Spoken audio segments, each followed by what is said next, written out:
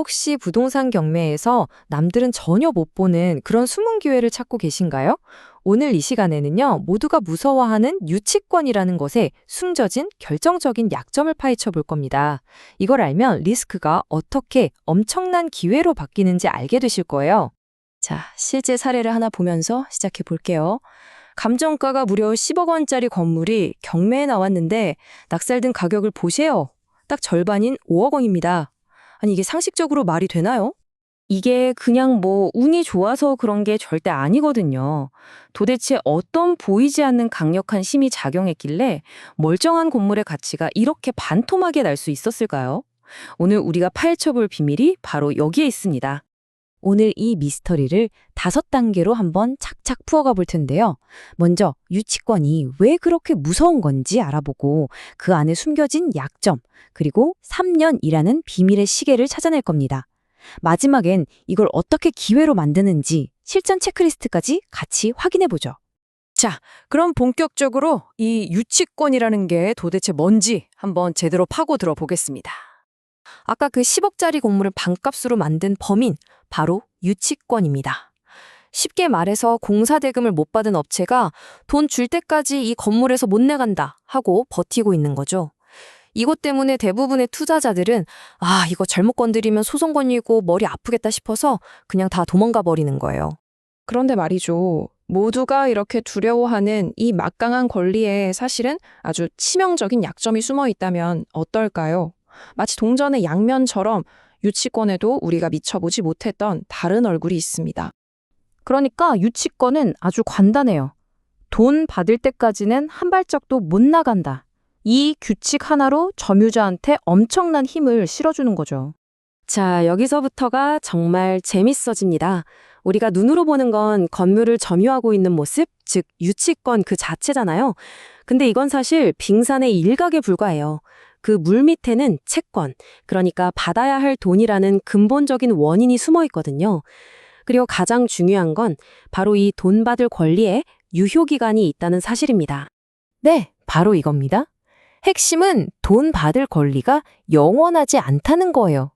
바로 이 지점에서 유치권의 운명을 결정하는 일종의 비밀 시계가 똑딱거리기 시작하는 거죠. 이 숫자 3년, 이건 꼭 기억해 두셔야 합니다. 공사대금 채권에서는 이 숫자가 게임의 판도를 완전히 바꿔버리거든요. 맞습니다. 바로 3년. 우리 민법을 보면요. 공사대금 채권의 소멸시효는 딱 3년으로 정해져 있어요.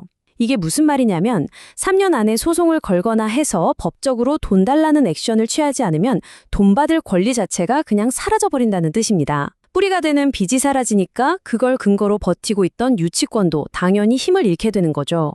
자, 시간의 흐름을 한번 따라가 볼까요? 공사가 딱 멈추거나 혹은 끝난 바로 그 순간부터 3년짜리 카운트다운이 시작되는 겁니다. 1년, 2년, 시간이 흐르죠. 만약 유치권자가 이 3년이란 시간 안에 아무런 법적 조치를 취하지 않았다. 그럼 3년이 되는 순간 그들의 권리는 말 그대로 공중분해되는 겁니다. 와, 이건 정말 엄청난 기회 아닌가요? 그런데 투자자 입장에서 그 시계가 정말로 멈췄는지, 3년이 다 지났는지 어떻게 확인할 수 있을까요? 전문가들은 바로 이 4단계 체크리스트를 씁니다. 첫째, 현장 조사랑 서류를 뒤져서 공사가 언제 멈췄는지 날짜를 정확하게 찾아내고요. 둘째, 그날로부터 3년이 지났는지 계산기를 두드려 보는 거죠. 셋째, 등기부등본 같은 공적 기록을 샅샅이 뒤져서 혹시 그 사이에 소송을 건 흔적은 없는지 확인하고요. 마지막으로 지금 점유하고 있는 게 합법적인지도 따져봐야 합니다. 특히 법원 기록이나 등기부 등본에서 이런 것들을 꼭 확인해야 해요. 소송을 제기했거나 가압류를 걸어놨거나 하는 기록들이요. 이런 법적 조치들은 3년짜리 카운트다운을 잠깐 멈추게 하거나 심지어는 리셋시켜서 처음부터 다시 시작하게 만들 수도 있거든요. 그런데 조심해야 할 함정도 있습니다. 예를 들어서 유치권자가 이미 소송에서 이겨서 판결문까지 받아놨다. 이러면 소멸시효가 10년으로 확 늘어나 버립니다. 게임의 규칙이 완전히 달라지는 거죠. 이렇게 복잡한 변수들이 숨어 있을 수 있으니까 최종적으로 투자하기 전에는 반드시 법률 전문가의 검토를 받아보는 게 안전합니다. 자, 이런 과정을 제대로 이해하고 따라가기만 한다면 이제 더 이상 두려움에 떠는 게 아니라 정보를 가지고 전략을 짜는 게임을 할 수 있게 되는 겁니다. 단순히 점유하고 있다는 외형의 압박감을 느낄 필요가 없다. 한 전문가의 이 말이 오늘 내용의 핵심을 정확히 짚어주고 있습니다.